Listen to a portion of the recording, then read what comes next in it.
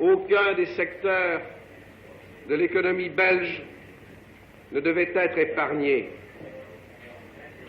Si le pillage semble plus frappant dans le domaine économique, ce n'est que la conséquence du caractère industriel très marqué de l'économie belge. Les secteurs de l'agriculture et des transports ne devaient pas échapper à l'emprise allemande. Et je me propose de vous parler d'abord des prélèvements en nature dans l'industrie. L'industrie belge a été la première visée.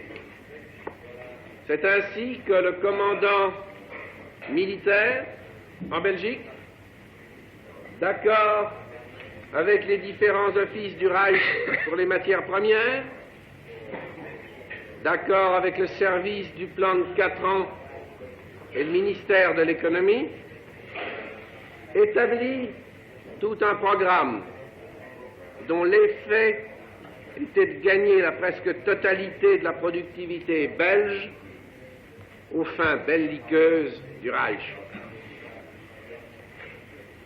Le 13 septembre 1940, déjà, il pouvait donner connaissance aux autorités supérieures d'une série de plans établis pour le fer, pour le charbon, pour les textiles, pour le cuivre. Je dépose le document qui appuie cette affirmation sous le numéro 162. Par ailleurs, un rapport du lieutenant-colonel Helder, intitulé « Changement d'orientation de l'économie », précise que dès le 14 septembre 1940,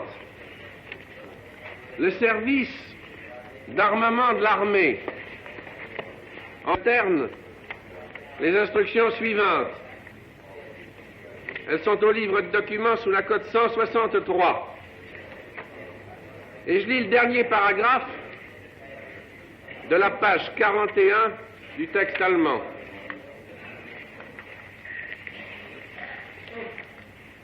J'attache la plus grande importance à ce que les usines des territoires occupés, Hollande, Belgique, France, soient largement mises à contribution pour alléger la fabrication d'armements allemands et pour augmenter le potentiel de guerre.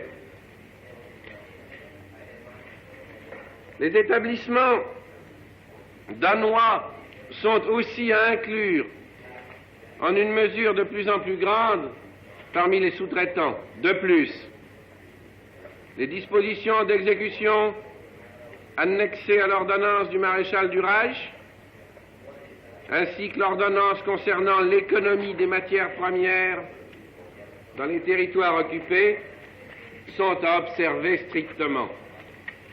Et je termine ici la citation. L'ensemble de ces dispositions permit rapidement aux Allemands sur la productivité belge